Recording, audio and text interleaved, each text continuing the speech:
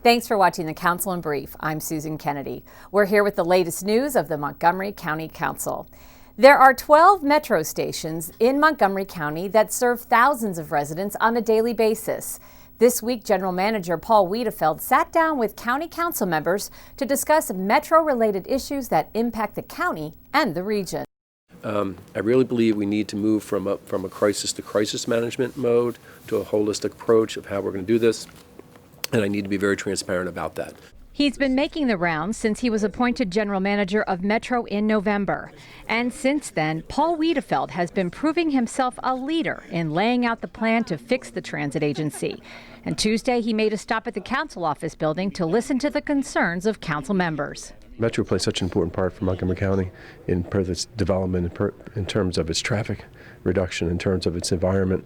So we just got to make sure the system is as safe and reliable as we can for the passengers. So that's what we're focusing on. So I certainly think that this is too important a topic not to have a sit down with our new GM and understand the issues he's confronting and hear from us as to how we think about the importance of this system. It must work. It cannot fail. We cannot allow it to fail. We are in this together, and we have to work together to give him the support he needs to make the significant changes that must be made.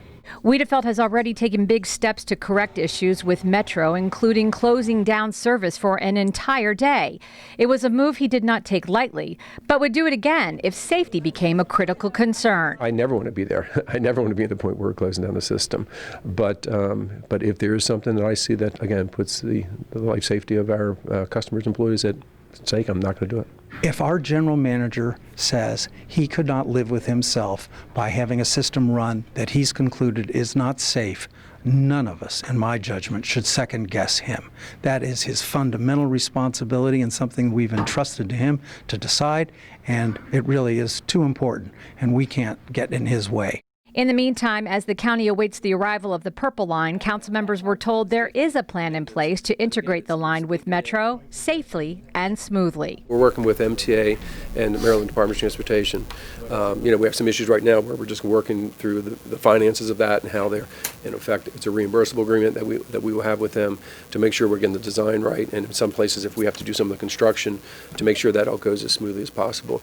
But we have to keep stepping back and thinking about, all right, how does this play out for the customer in the future, and think of it that way. It's going to bring a lot of riders and revenue to WMATA. Yeah. So we want to make sure that we get that, from day one, and not later and think, oh, we opened it and can't figure it out. So we'll be very active in that. Helping seniors age in place has been a long-time goal of the County Council, and a new bill recently introduced is aimed at alleviating even more of that burden. The measure would give a real property tax deferral for residents who are at least 65 with a gross income of $80,000. The lead sponsors of the bill are council members Sid Katz and Hans Reamer. If there's an additional tax with people with a limited income, that the person will be allowed to not pay that additional tax, that it would be deferred with the zero interest as it's written today, with the zero interest until they actually sell their home. So this would allow them, if they so desired, to be able to stay there and enjoy Montgomery County just like they have been in all these years. In 2014, the council approved a measure that established a public election fund to provide public campaign financing for a candidate for county elective office.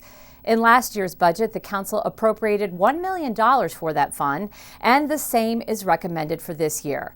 Government Operations Committee Chair Nancy Navarro briefed us on how this fund works. So the committee has put on the reconciliation list an additional $4 million. We believe that is very important. We see what's happening at the national level with the presidential campaign. A lot of impetus, a lot of interest in making sure that we take, everything that has to do with, interest money, out of politics, that we stay focused on ensuring that our constituents are the ones who are helping in so many ways drive the issues and not just all about money. Well, that does it for this edition of the Council in Brief. For County Cable Montgomery, I'm Susan Kennedy. Thanks for watching.